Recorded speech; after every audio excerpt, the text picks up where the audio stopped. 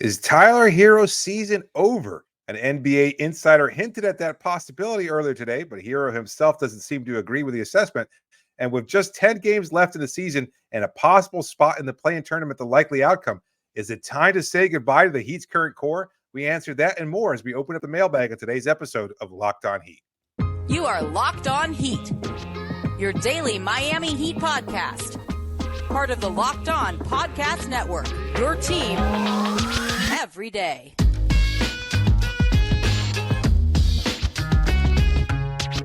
All right, welcome to Locked On Heat, your daily podcast on the Miami Heat. I'm Wes Goldberg, editor at allyoucaneat.com. Joining me as always, longtime NBA reporter David Ramil. However you're tuning in on YouTube, Odyssey, or your favorite podcast app, thanks for making Locked On Heat your first listen every day. On April 5th, we're going to be holding the Locked On Heat watch party for the Heat's game in Houston at the Taurus in Coconut Grove. We can't wait to meet all of you. We're going to watch a Heat game, throw back some beers, have some fun. Happy hour is going to be extended through the game. What that means is 2-for-1 draft beers, 2-for-1 house liquors, and a few surprise offers. Again, that's April 5th at the Taurus in Coconut Grove for Heat Rockets. Game starts at 8 p.m. Happy hour goes all night long. We really hope you could come by. We're going to talk about whether this is the end of an era of Miami Heat basketball and then answer some of your questions and check the polls later on. But on Wednesday, Shams Charania reported that the Heat don't have any idea when Tyler Herro is going to return from this foot injury. In response to that, Herro tweeted, "I just had a great workout, but I ain't coming back no time soon." It's interesting. It was then reported by local media that Herro's tweet was meant to be sarcastic and that the hope is that he is going to play again this season. David, what did you make of all of this? I think it's all patently ridiculous. First of all, there was a prior tweet from Tyler with just the cap symbol. So here we are, year 2024, reading player tweets. And I'm not sure what cap there is, because if you're to believe what local media are saying, it's pretty much the same thing that Shams is saying, is that they're optimistic, the Heat are, that he'll make a comeback, but there's no realistic timetable for when he'll return, which is basically what Charania said. So at this point, what we're looking at is he received those injections in his foot to help him jumpstart the process of healing and treatment. There's a 1 week period of inactivity, as Anthony Chang, kind of detailed in his piece for the Miami Herald. From there, you're kind of slowly ramping things up in weeks 2 and 3. This Friday, when the Heat take on the Portland Trailblazers at home, that'll be the 2 week period when he'll be kind of assessed at that point in time to see how far along he's coming, if he's making any progress at all. But there's probably going to be another week after that of him kind of, again, going through similar treatment, trying to ramp things up and see how far along he is that way.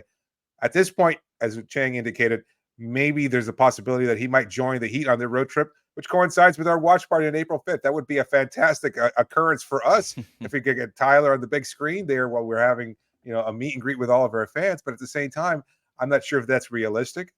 And to the overall point about it, from what Anthony and other local reporters are saying, I don't think Tyler understands sarcasm. I don't think he's that kind. First of all, his use of the double negative in his tweet response, not exactly a clear indicator. So I don't know exactly what to read into it, because I'm not sure that Tyler is offering any clarification. I don't know that local sourcing is offering much either, other than just kind of waiting and seeing. And I think that's just where we're all at, Tyler included. So he might be upset at what Shams is saying, but I don't think what Shams said was all that inflammatory, or that it conflicts with anything that we've heard from Tyler, from the team, and from local reporters. So I don't buy it. I don't buy it. What? All of it. I don't buy any of it.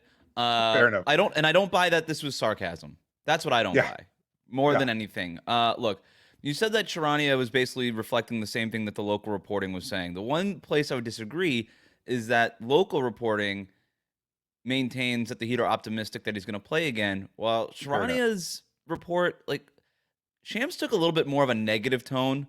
The quote was, "The big worry is Tyler Herro. He has not played in a while. There's no real sense of when he'll be back, when he'll be available." At no point did he ever say that the Heat are optimistic or anything like that. We have no idea. He hasn't played for a while, and it doesn't look like he's going to be playing for a while going forward. And so Herro replied to that saying, "Cap, basically, this is a lie. I just had a great workout, but I ain't coming back no time soon." And to me, I thought he was saying like, hey, the lie in here was that he hasn't played in a while. Obviously, Shams is referring to the fact that he's missed 16 straight games. Nobody cares about your workouts. Yeah, But great. the hero's like, I've played. I did a workout. Nobody cares about your workout. And then I guess the sarcasm that was later clarified by the local beat reporters was, I ain't coming back no time soon. I don't buy that. I don't buy it. And I'm not saying that like Ira or Anthony or anybody like that is misreporting anything. That is not what I'm saying. I believe that they were told that it was sarcasm because like you, Sure. I don't look at that and see sarcasm. And for both with both beat reporters of record to say that was sarcasm means, and I haven't talked to anybody. And I have not talked to them. So They got it from the same source. Yeah. It means that they were fed that information from the same source, whether that's the Heat organization, Tyler Herro's agent, whoever it might be. And so I don't care, in other words, because I don't believe that it was sarcasm. I believe that it's a cleanup job. I believe that Tyler is frustrated at something or somebody or some organization, perhaps. No. And tweeted what he tweeted, said he's not coming back anytime soon. And I think he meant it. And I think that the cleanup now is, hey, he was just being sarcastic. It would have been a lot easier for him to just not tweet anything. If all he wanted to do was get off a bad sarcastic joke, it feels like he's got better things to do, and that's not really Tyler Herro's MO, right? This is not Kevin Durant on Twitter with Twitter fingers. This is like I don't buy it, David. I don't buy it. I don't think it was sarcasm, and I think Tyler was trying to convey something else, which was frustration at somebody, someone, or some organization. This is like, making a joke next to a boss or a spouse or something like that, and then being very, very uncomfortable and going, "Oh, what a kid! Or look at that guy! Look at him! He's just being funny. Of course he's coming back. Don't read into it. That's just ridiculous." I don't know. At this point, I'm starting to lean into the possibility that Tyler is not making a return at any point, and I don't know. Well, is it because the foot is that bad? Because he did go, the PRP injection, all that is real, and the timeline for that is real. And whatever Tyler means by anytime soon is a very relative thing. Is soon 24 hours from now? Is soon Friday's game in Portland? Is soon 2 weeks from now? Is soon never? Right? Nobody knows. So it's subjective. But I don't know. Like, that to me the tweet did not sound like Tyler Herro had an idea of when he is coming back. Because like you said, nobody really knows. He's going to go through the procedures of the PRP another week or so for the ramp up and stuff like that. And then you start getting reevaluated, but you don't know how your body's going to respond to this. Nobody knows. Like, there's no solid information because it doesn't exist unless you have a time machine. So for Tyler to tweet something like that means to me that he's not planning on coming back anytime soon. Which is just as bad. Which has nothing to do with the injury. Right. So what's up? Yeah, that's an interesting question. Yeah, that's an interesting question. I mean, it could be, as you said, frustration. I think this is playing out very similarly to what a lot of people see as having it played out the same way with Justice Winslow, where Justice was saying, I can't play. And the Heat is saying, get your ass out there. You can play. And Justice is saying, no, my back really hurts. I can't play. And the Heat are saying, get the hell out there. We need you to play. And then basically he's saying, I can't play. And then he gets traded. And then he got traded. Yeah. So I don't know that it's playing out quite this way. If like we talked about this when the announcement of getting those injections first took place, it's a pain management thing. If it's just a pain management, given Heat culture and everything else, as cautious as they've been with other players in the past, there's also a finite point. It's like, at some point you've got to be able to play. Like just yesterday, Eric Spoelstra talking about Bam Adebayo and the collision he took in the game where he hit his head. He's like, he's a warrior. He's tough. He can go through it. He was great after the injury, etc. Like, there's no denying that fans in general and the Heat organization view pain tolerance and playing through pain as an asset, like as an indictment of their personality, an indicator that they can tough it out and go through the pain, be a warrior and everything else like that. Whether Tyler is up to snuff in that sense, I don't know, but I would sense that there's a growing divide between the organization, the coaching staff, and Tyler himself of what limit there is to how much pain he can take. And at the risk of going out on a limb too much here and just started theorizing and conspiracy theorying. Like they don't leave much room for much interpretation, right? The Heat are not offering much information. Tyler Herro is not offering much information outside of this tweet. Today's tweet, yeah. Right? And you get Shams reporting this. And Shams has actually been like Woj doesn't get a lot of Heat stuff, but Shams has gotten some Heat stuff over the last 3 years. And so in the void of actual information or a timeline of any kind, we are left to our own devices, and internet sleuths are going to do the sleuthing. And that's just what's going to happen here. And one tweet from Tyler Herro is going to be taken into some kind of context, whether it's out of context, in the wrong context, or whatever. That to me did not look like sarcasm. I don't believe it to be sarcasm. And whatever the reason behind it is again left up to interpretation by anybody who reads it. And so we're not like reckless on this show. We're pretty, I feel like, level-headed when it comes to this stuff. Sure. But I think it's also fair to say, give us something real here. Provide some real information, because in the void of real information, this is going to come flooding in. And I don't feel bad about it at all, because I do think obviously the injury is reason A. That's why he is out. But I think there's a reason B, and I don't know what reason B is, and I don't need to speculate on that because that's not important right now. But I think there's a reason B, and I'd like to get more information on what reason B is. That said, does he return? Flat out, like in your assessment, do you think he comes back this season? I think he does if we're including the playoffs. I have no idea about the regular season, but because we only have 10 games left, and I don't know how long this ramp up is going to be. Maybe he comes back with a game or two left in the regular season. I don't know, but I would say I'm going to go ahead and say yes. But again, I don't know. I have no idea. And my guess is not as good as any of our listeners' guess. It's a guess.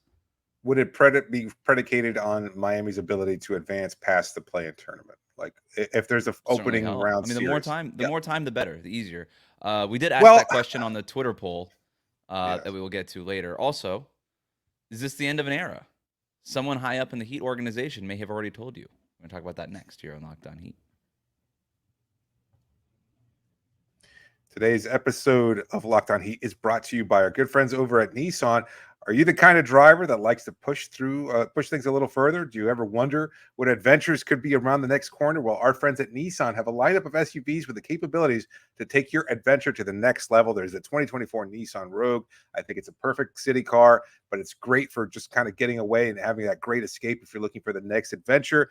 It's got the class exclusive Google built-in. You're always updating assistant to call for almost anything. There's this great 12.3-inch HD touchscreen infotainment system. The 2024 Rogue is the perfect mid-size crossover for your next adventure. I own one. I love it. I highly recommend it. But if you're looking for something different, give the 2024 Nissan Pathfinder a shot. There's room for up to 8 with expansive cargo capacity and an advanced available 4x4 capability with 284 horsepower and up to 6,000 pounds of towing. When adventure calls, the Pathfinder is there to answer. And if you're looking for something even bigger, a full-size SUV with all the luxury and style you might expect, that there is the 2024 Nissan Armada.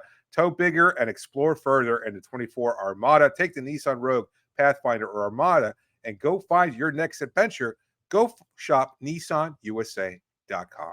Today's episode is also brought to you by Amazon Fire TV. That's your destination for sports, from live games to highlights to in-depth analysis like the Locked On Podcast Network. Fire TV offers amazing viewing experience with smart TVs, as well as a Fire TV stick that you can plug into your existing TV that provides access to millions of movies and TV shows, as well as free and live TV, whether it's opening weekend for baseball, which is today, as well as college basketball tournament, which is ongoing. You're going to want to have a Fire TV. Fire TV recently created Fire TV channels to deliver a constant supply of the latest videos from your favorite sports brands like the Locked On Podcast Network. That includes us, of course, and most of the big pro leagues and college conferences as well.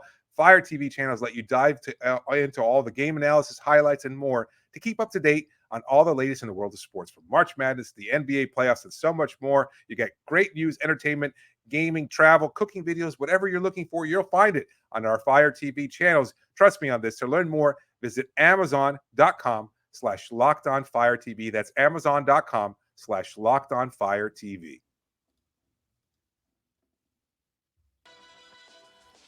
Thanks for making Locked On Heat your first listen every day. Make sure you're subscribed on YouTube and on your favorite podcast app. Are you watching Fox Sports or ESPN on your TV all day? Have to turn down the volume with all that shouting? Make the switch to Locked On Sports Today, a free 24/7 sports streaming channel programmed for you every day to bring you the biggest stories without all the screaming. Locked On Sports Today brings you can't-miss analysis, opinions, and news, streaming 24/7 on YouTube or the free Amazon Fire TV channels app, part of the Locked On Podcast Network. Your team every day. I don't know. I feel like I scream a little bit on this show. Nah, not really. Nick on Locked On Mavs screams all the time. So if you're a Dallas guy. This thing. Yeah. John Corrales, Locked On Celtics. Does he scream? I don't think he yells. No, I don't think so. We yell at him. Well, He yells at us. He yells at us that Jaylen Brown is better than Jimmy Butler. Was that last year or 2 years ago? That was 2 years ago. 2 years ago, and I have nothing to back that up, So it's just interesting. Well, it certainly did not play out that way. Jimmy Butler will be seeking Jaylen Brown type money this summer when he is eligible for an extension. We will talk about that in a second. But it was asked of us yesterday. We're about to jump into some mailbag questions. And it was asked of us yesterday, is this sort of the end of an era? What does a retool look like? Professor X writes in, at what point do we acknowledge that this current build isn't the answer and look to retool/rebuild? And I want to, that's almost a two-part question. When do we accept that this is sort of the end of whatever this is? And then how do you retool, rebuild? Let's tackle the first part of that question, because obviously you can't get to the second part before you answer the first part. Is this... Well, before that, I think there was you were going to show the results of the Tyler Herro question on our poll. I was going to do it all later, but we can just do the... Oh, no. Okay. Yes. All right. Hit them all at once with what the people are saying. But yeah, it's a good point. As far as Professor X's question, which, congratulations on leading the X-Men there. I think... Oh, I thought that was a Star Trek thing. God damn it, Wes. I'm not getting into this in this episode of Locked On Heat. That's an off-season conversation, friend. In any case, Star Trek. Wow, I feel like throwing my headphones into the goddamn wall here. That was Luke Skywalker right now. I'm kidding. Oh, now you're just doing it on purpose. This is just too much. In any case, it's an end of an era for Locked On Heat. This is our last show together.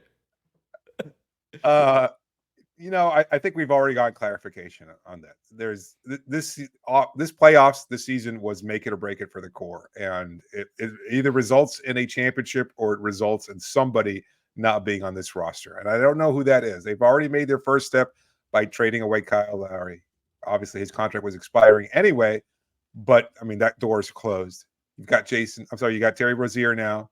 You've got Tyler Herro, obviously. Their skill set's somewhat duplicative of one another. So there's you make that acquisition and all of a sudden it's easier to trade Tyler Herro if in fact you wind up having to make that decision.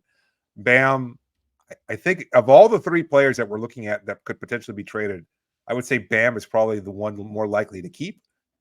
Aside from that, I think you might even entertain the possibility of trading Jimmy Butler. I don't know how realistic that is, but I think it's certainly something that the team has to consider. And so this offseason results in either an NBA championship or it results in this team getting blown up. I think you're right. And I think you're right because Pat Riley essentially said that, right? I mean, He said, it's been 6 years with this group. He knows as well as anybody does because of his time in the NBA, the Lakers, the Knicks, the Heat, whatever. Teams just can't stay together all that long. And Eric Spoelstra ain't going anywhere. He just signed an 8-year extension. So that's not changing. A lot of teams will change the head coach, right? If you need to change, you just change the coach. That's the easiest thing to do, and that's what a lot of teams do. Milwaukee, all these other teams. But that's not happening in Miami. Jimmy Butler's 34, going to be 35 next season. This has been a long stretch. It's been a wildly successful stretch beyond anybody's dreams. When Jimmy Butler signed in 2019, that was the same summer Kawhi went to the Clippers, LeBron went to the Lakers. Of all the wings to Paul George to the Clippers, of all the wings to move around, Jimmy Butler was universally regarded as the worst one. An all-star, but the worst one. Not LeBron, not Kawhi, not Paul George. Paul George was coming off of an MVP, right? Top 5 finish in MVP with the Oklahoma City Thunder that year, or 2 years before that, or one of those. Yeah. And who has been to the finals more than any of those guys? Jimmy Butler. LeBron has the one championship in 2020, so maybe you give him the edge there, but that's, maybe the greatest player of all time. So if Jimmy Butler's second to him, that's okay. But Jimmy Butler no team has more playoff wins. Yeah. More playoff wins, yeah. more success, more finals appearances, more conference finals appearances. Like, you could argue that Jimmy Butler has had the most successful stretch, and I think we would here. So it's been an incredibly successful stretch. It's tied Miami's record for the most consecutive seasons in a row with a playoff appearance. It's 6. They haven't done that basically since they haven't done it since Tim Hardaway and Alonzo Mourning in the 90s. So this has been arguably one of the most successful stretches of Heat history. And there's nothing wrong with that. But it comes to an end, just like Hardaway and Zoe, just like D-Wade and Shaq, which was a lot shorter, but you got a championship out of it. Just like the Big Three, which was the best stretch of Miami Heat basketball of all time. 2 championships, 4 finals in a row. But it could be successful, but it can also come to an end. And it kind of feels like this would be an ending point. And the reason we bring it up again is because Pat Riley said that he's sort of working on the next rebuild. And if you look at what that rebuild is, it's increasingly young. They traded Kyle Lowry, 36 years old, for a younger player in Terry Rozier. They did not opt to trade young players like Nikola Jovic, Jaime Jaquez, even Tyler Herro, for older players, whether it be Damian Lillard, whether or not they could or couldn't, they didn't do it. And they're holding onto their young guys. And you listen to Pat Riley in that press conference before the season, before really the offseason. He was talking about how important draft picks are. Pat Riley talking about the importance of draft picks because they're important in building a roster in today's NBA with the new CBA and the second tax apron and how expensive the top end of your roster could be. And he's like, we need good, cheap, young players with rookie scale contracts, and so it does just sort of feel like we're starting to turn. And the only thing that doesn't really match with the general tone and tenor and direction of the Heat is Jimmy Butler at 34 years old, going on 35, in need of a contract extension. Because if you just take Jimmy off this roster, it feels like everything makes sense, right? Young, like 24-year-old Tyler Herro, 26-year-old, 25-year-old, whatever, Bam Adebayo, 20-year-old Nico, 22-year-old Jaime. Like, all these guys are 25, 26 and younger. Like, that's room to build. You have most of your draft, you have a bunch of draft picks. You can do things here. But you're only in a rush because of Jimmy. Right. I mean, I get that. It makes sense in terms of restarting the timeline, and it kind of puts you in a much more clear timeline. I've maintained the timeline has been out of whack since 2019. They were far more successful in Jimmy's first season than they expected to. They went all the way to the finals because of the bubble and everything else, but their timelines have been operating at 2 different speeds simultaneously, and it's thrown any kind of sense of development and roster construction out of whack because you don't know exactly what you're trying to do, whether or not you're trying to supplement and build your young cabinet of assets, as Pat has referred to in the past, or whether or not you're just trying to accelerate the timeline and say we're in win now mode. So I think they're kind of trying to do both at once. And while it's worked in terms of success, it hasn't resulted in the ultimate success. And you can't just say, okay, we're starting over until this season. Like, this is the last season for this. And maybe you're right. I would have thought that Tyler would have been the more likely piece to trade at this point, given whatever frustration there might be with him. And that might still be the case. They might trade both Tyler and Jimmy and say, bam, this is your team. We'll complement you however we can with whatever those acquisitions might be. Turn the keys over to Bam and let him lead the way. I don't know what that team would look like. I really don't. To answer the second part of Professor X's question, I'm not sure what that rebuild would be.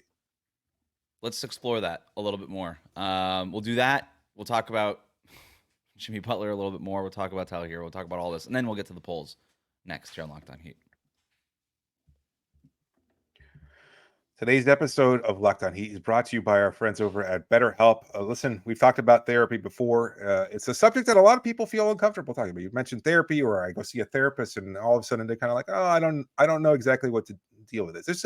There's a clear stigma about this, and it's an unfortunate one, because I think there's no shame. There shouldn't be any shame in admitting, you know what, I just feel like talking to somebody. And why? Because maybe you have your circle of friends, your partner, or your coworkers, loved ones, etc., and you talk to them about your problems, and they give you whatever advice you've been content to deal with or accept at that point in time. But the reality is, they don't have an unbiased perspective to give you. They are connected to you, and as such, they give you the perspective that's been not tainted, but it's defined by that relationship. And if you're looking for somebody that might give you an unbiased perspective, then what you're probably looking for is to talk to a therapist. And if you're thinking of giving therapy a try, then you should give BetterHelp a try, because it's the easiest way to match up with a therapist, a licensed and trained therapist, to find a schedule that's convenient and easy for you. It's all entirely online. You fill out a quick questionnaire, they match you up with a therapist, you set a schedule, you set an appointment. Next thing you know, that relationship is off to a good start. And if you have to change it for whatever reason, then you do so. And it's that easy. There's no cost involved. There's no fee for making a switch. There's changes to everybody's schedule, whether it's work schedule or something comes up and you want to make a different, appointment, or have a different regular appointment and seek a different therapist for whatever reason. It's done entirely online, like I said. So give BetterHelp a try. Go betterhelp.com/LockedOnNBA right now, and you get 10% off your first month. That's only for our Locked On NBA listeners. But if you go to BetterHelp, that's HELP.com/LockedOnNBA, you can get started on that road to a better you.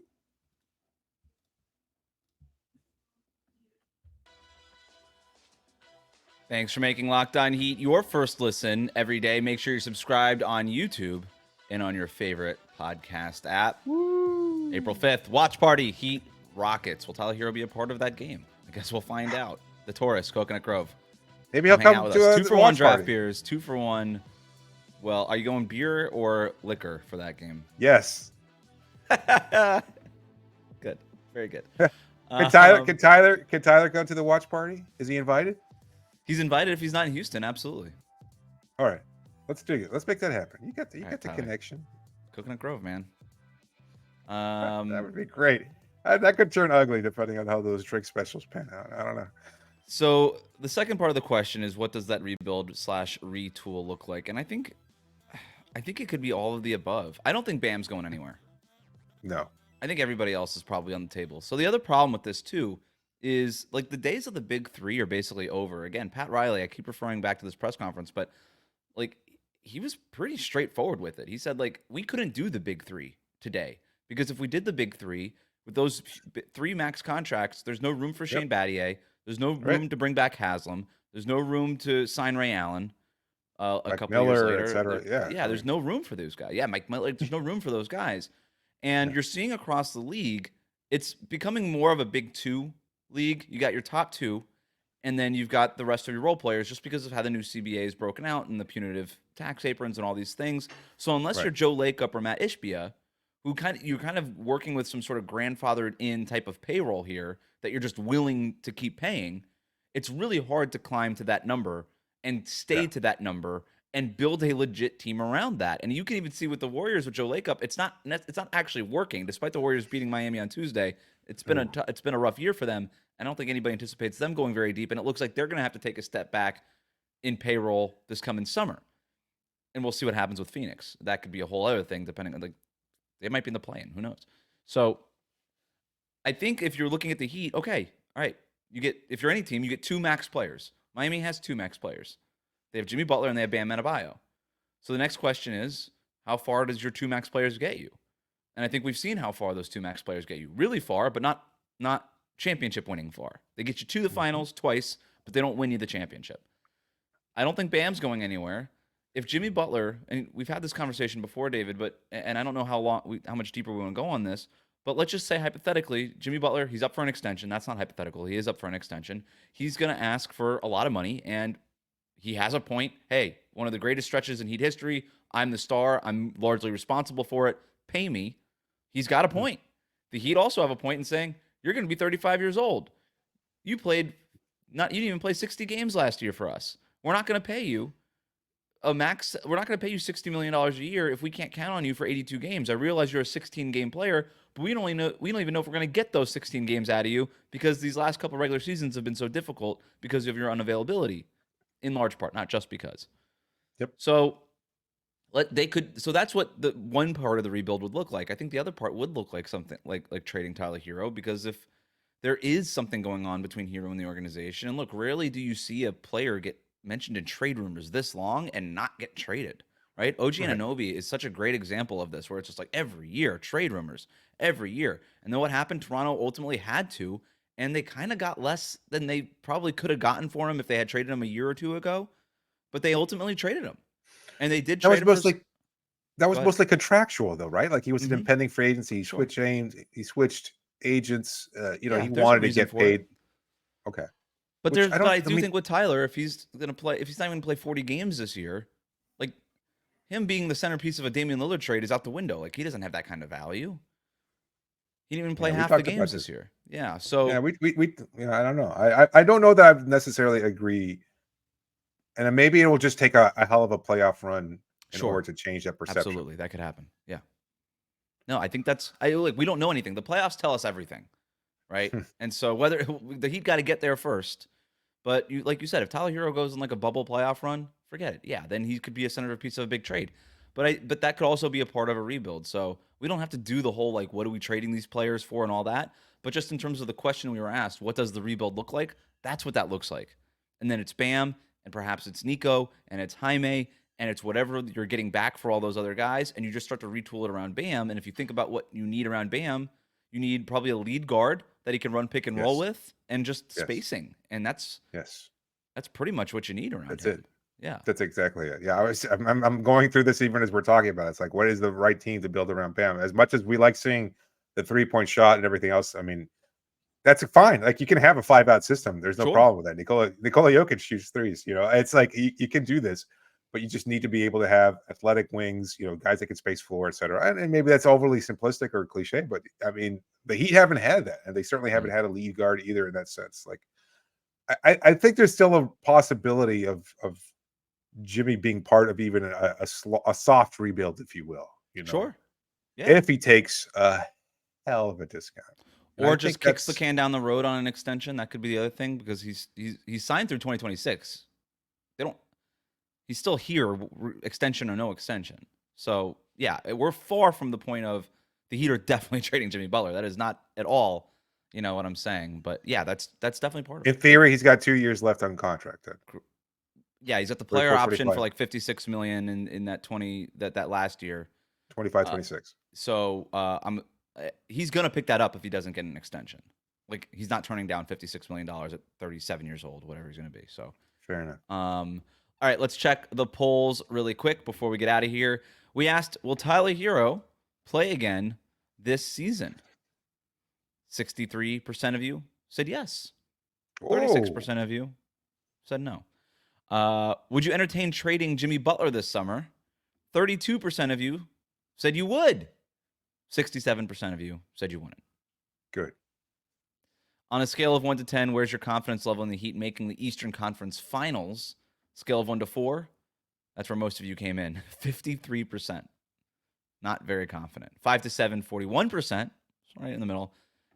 On a scale of 1 to 10, 6% of you registered an 8 to a 10. I know that's where I we am. are. Where are you? In that last group. You're the 8 to 10? Good for you, man. Hang on. Yeah.